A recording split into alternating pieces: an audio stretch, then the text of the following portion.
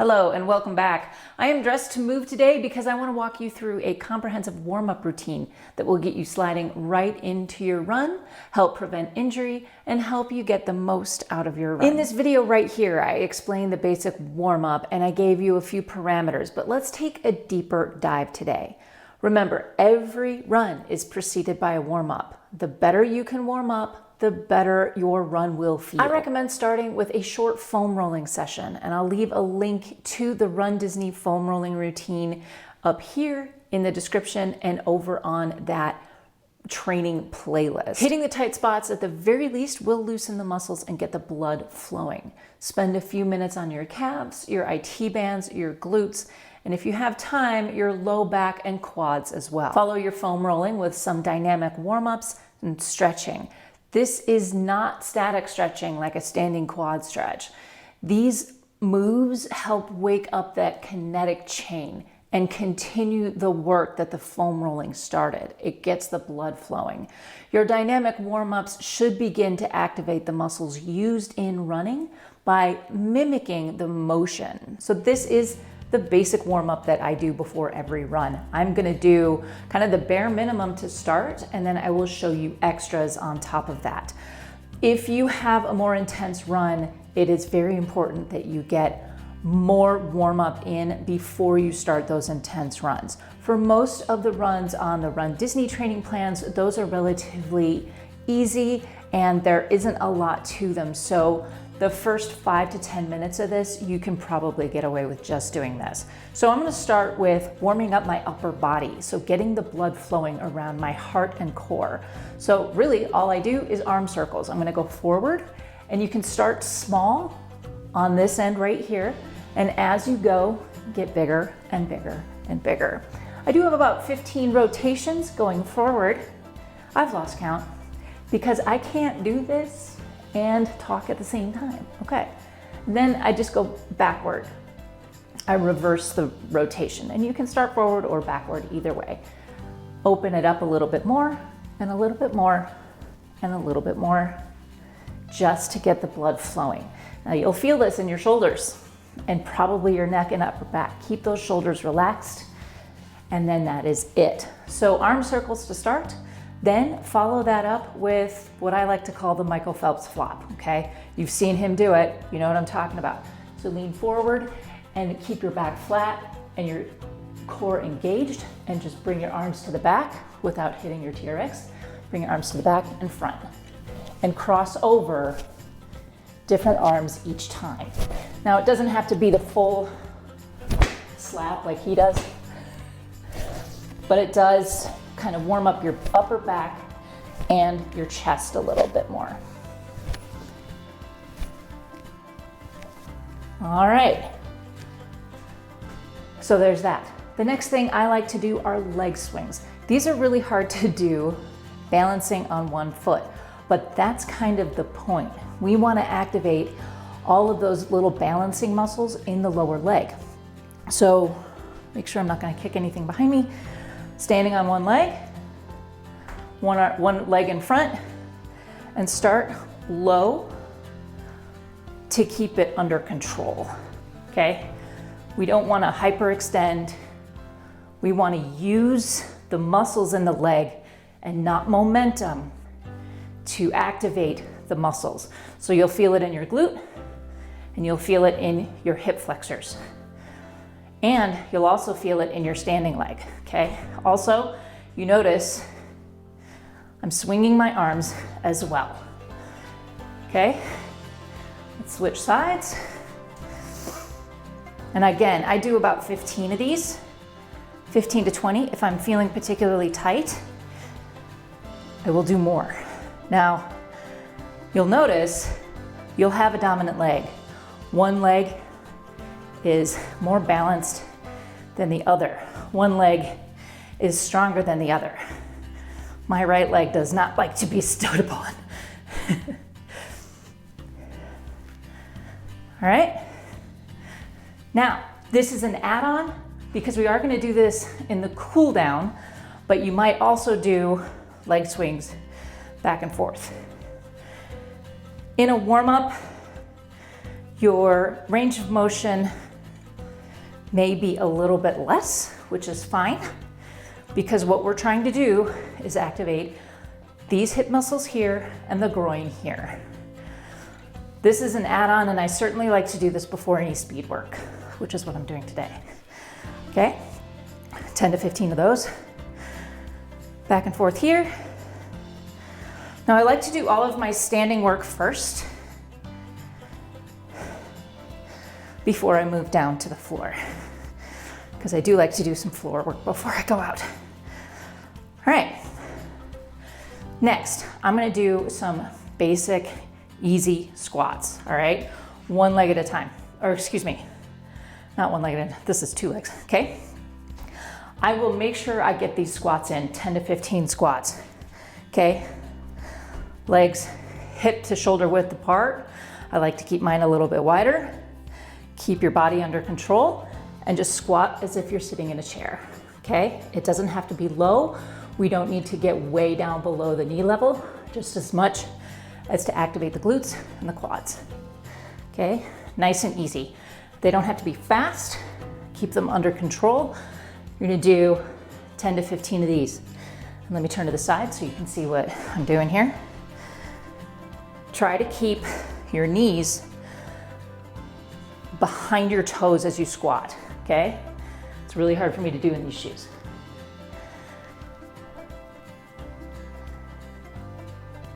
And as you come up, make sure you're standing up fully, engage the glutes before you come back down.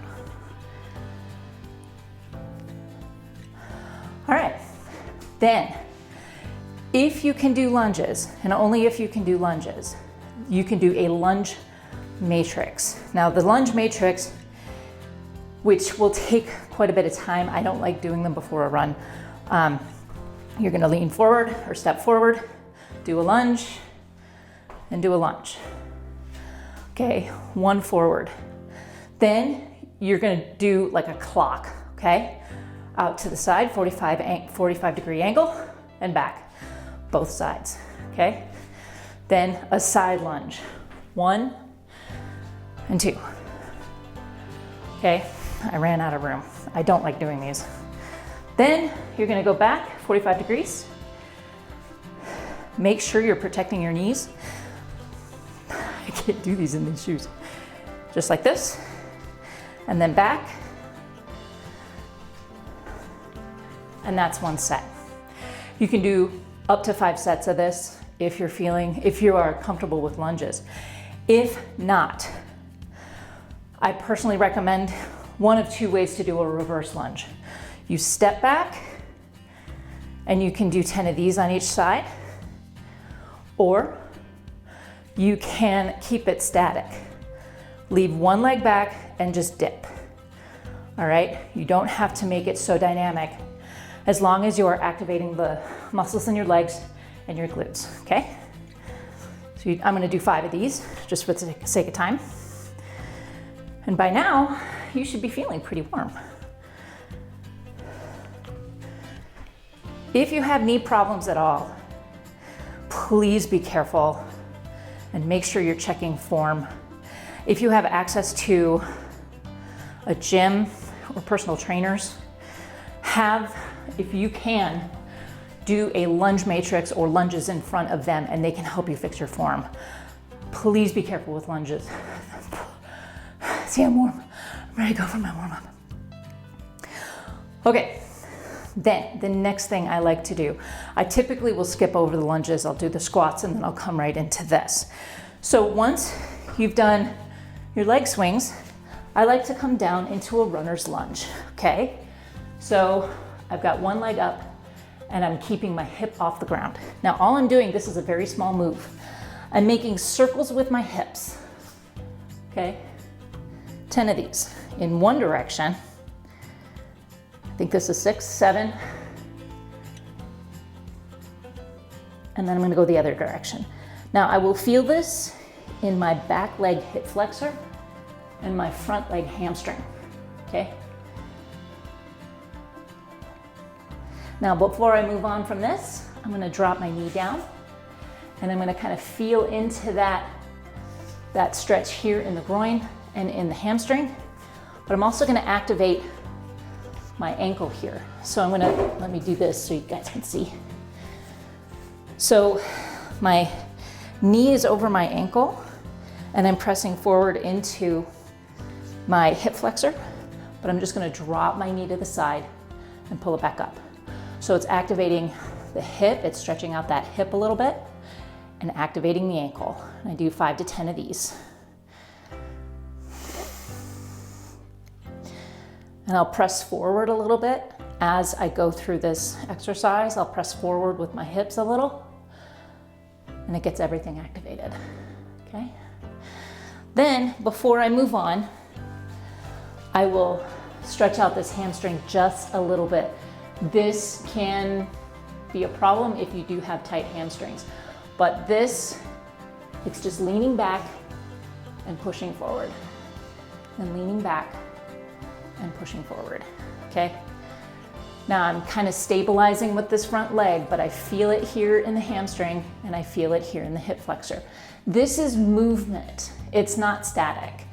And that's the difference between a dynamic stretch and just regular stretches. We want to keep things moving, so we're activating the muscles that we're going to use in running. Okay, now I'm going to do the other side. Keep that hip up and do those hip circles.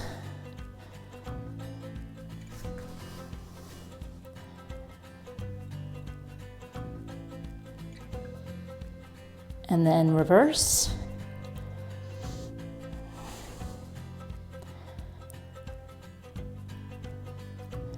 And then drop the knee and activate the ankle and the hip. Okay, so you can see this.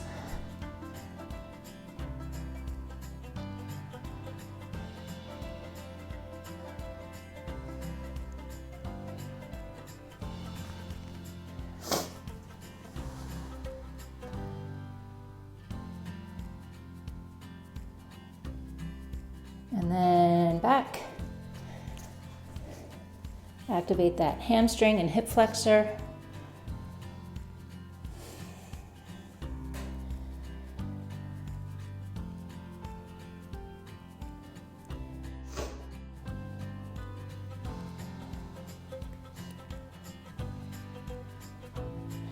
We have a couple more things to do that are optional.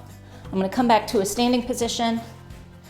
Now we're standing back up again. I want to do a few more things that you can do almost as an alternative dynamic warm-up. I mix and match all of these exercises, but you can, as long as everything's getting activated, you can do this too. So another thing I like to do, especially if I have speed work, I like to bring my toes in. Now it's not just my toes, I'm turning my whole leg in.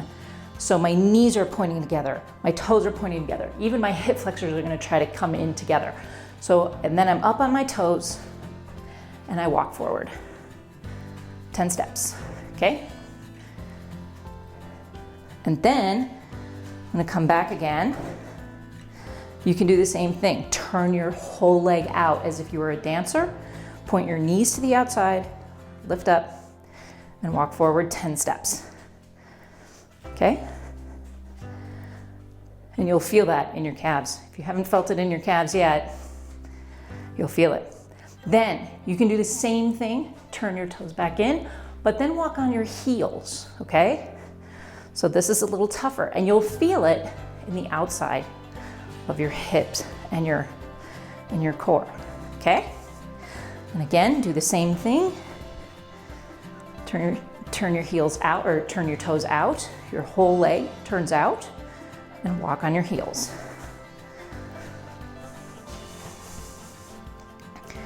Do 10 of those each foot, so 10 steps for each foot. Lastly, a couple of other things. Knee lifts, all right? 10 of these on either side.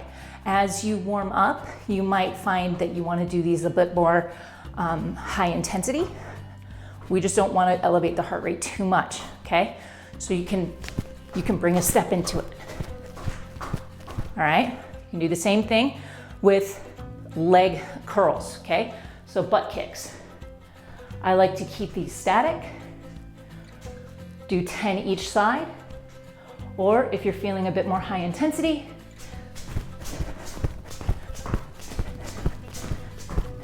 okay? And that is a basic warm-up.